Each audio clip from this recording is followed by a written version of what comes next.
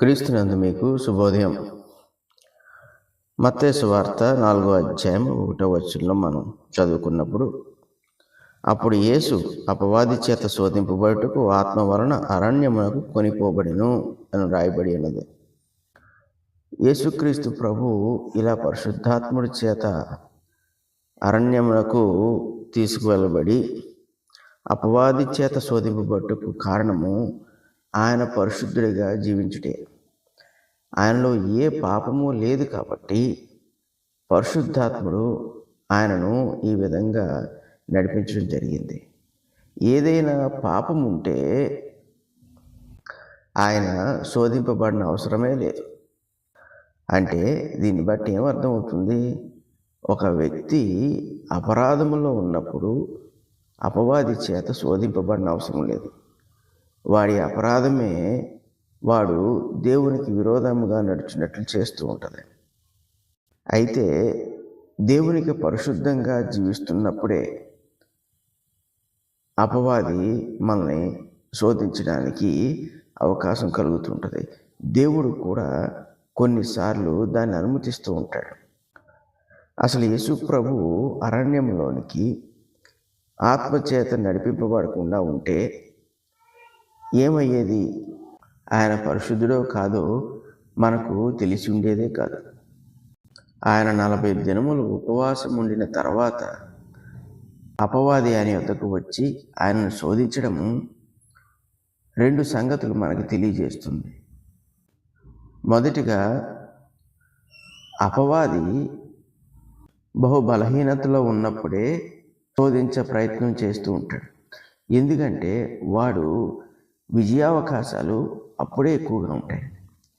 2, యేసు ప్రభు బహు బలహీనతలో శోధింపబడినప్పుడు కూడా ఆయన అపరాధం చేయలేదు. ఇది ఆయన పరిశుద్ధతకు మరి ఎక్కువ సాక్ష్యము పలుకుతుంది. యేసు ప్రభు మానవునిగా ఈ రీతిగా శోధింపబడడం అనేది మనుషులందరికీ కూడా ఒక మాదిరిగా ఉంచబడింది. ఎందుకంటే దేవుని యందు నమ్ముకున్న ప్రతి వాడు కూడా అపవాది యొక్క శోధనను ఏ పరిస్థితుల్లోనైనా కూడా జయించగలడు అనే సంగతిని మనకి రుజువు చేయబడింది. శోధనను సహించువాడు ధన్యుడు అని మనకు వాక్యం చెప్తుంది. కాబట్టి యేసు ప్రభువు ధన్యుడయ్యాడు. మానవునిగా ఆయన ఈ కార్యమును సాధించాడు. కాబట్టి మనుషులందరూ ఎందరైతే ఆయనను వెంబడిస్తారో వాళ్ళందరూ ఆయనను పోలి శోధనను జయించినప్పుడు వాళ్ళు కూడా ధన్యులుగా దేవుని చేత పరిగణింపబడతారు. ఎందుకంటే అత్యంత బలహీన దశలో, శరీరమందు బలహీన దశలో ఉన్న ప్రభువు అపవాదికి లొంగలేదు. 3 సార్లు ప్రభువుని శోధించి పడగొట్టుటకు అపవాది ప్రయత్నం చేసినప్పుడు యేసు ప్రభు దేవునికి నచ్చిన మాటలనే పలికాడు. దానికి కారణము శరీరము బహు బలహీన దశలో ఉన్నప్పటికీ కూడా అంతరంగము ఎల్లప్పుడూ దేవునితోనే ఉన్నదన్న సంగతిని ఆయన రుజువు చేశాడు, జ్ఞాపకం చేశాడు. మనము శరీరంలో క్షీణించిపోవచ్చునను, అపవాది మనను ఆ సమయంలో బహుగా శోధించినను, అంతరంగమందు మనము దేవునితో సహవాసం చేయుచున్నప్పుడు, దేవునిపై ఆధారపడుచున్నప్పుడు మనము శోధనకు లొంగిపోవలసిన అవసరం లేదన్నది యేసు ప్రభు ఇక్కడ ఆయన నమ్ముకున్న వారందరికీ కూడా రుజువుపరిచాడు. అయితే అపవాది యొక్క బలహీనత ఏంటి?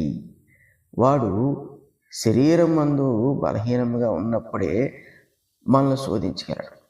అంతరంగమును వాడు శోధించలేడు.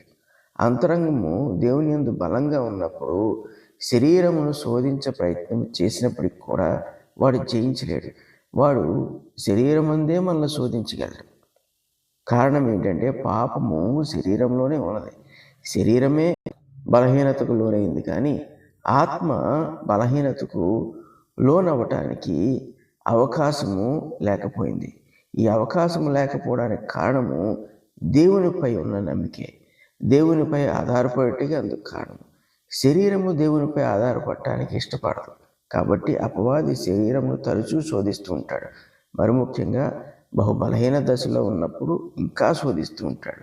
కానీ ఆత్మ అయితే దేవునిపై ఆధారపడుచున్నప్పుడు అపవాది దాన్ని ముట్టలేడు. అందుకే శరీరము ద్వారా మనము పాపము చేయవలని అపవాది శరీరమందున్న మనలను బలహీన దశలో ఉన్నప్పుడు శోధిస్తూ ఉంటాడు.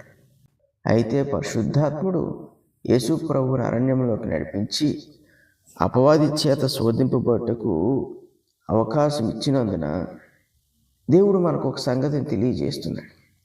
మనము పరిశుద్ధతలో ఉన్న సమయములో పరిశుద్ధాత్ముడు దేవుని చిత్తమును బట్టి మనలను ఈ రీతిగా నడిపించి అపవాదిపై జయం పొందినట్లు ఆయన చేయగలిగినవాడు. ఇందును బట్టి ఆయన బహుగా మహిమపరచబడుటకు అవకాశం ఉన్నది. కాబట్టి ఆయన ఇలాగ చేయట జరుగును. యేసు ప్రభు విషయంలో మత్తయి సువార్త 4వ అధ్యాయం 1వ వచనంలో చూసిన దాని ప్రకారము దాని ఫలితమును మనం ఈ అధ్యాయంలో గ్రహించిన దాన్ని బట్టి మనము కూడా శోధనకు పడిపోవలసిన అవసరం లేదు అనే సంగతిని మనం గ్రహించగలిగాం. ఈ దినమును మనము నానా విధములైన శోధనల చేత బాధింపబడుచు ఉంటాం. అపవాది అనేక సందర్భాల్లో మనల్ని శోధనకు గురి చేస్తూ ఉంటాడు.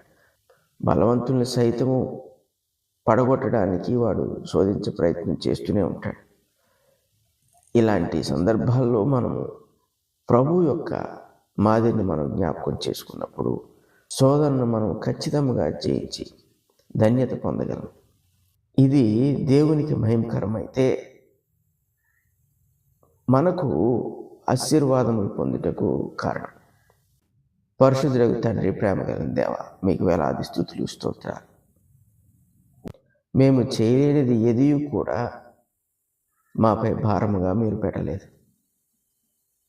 చేయగలిగినది అంతయు కూడా నీ కుమారుని ద్వారా మేము చేయగలిగినట్లు మాకు మాదిరిని, ఆధారమును, ధైర్యమును కలుగు చేశారు. అందుకు మీకు స్తుతులు స్తోత్రాలు.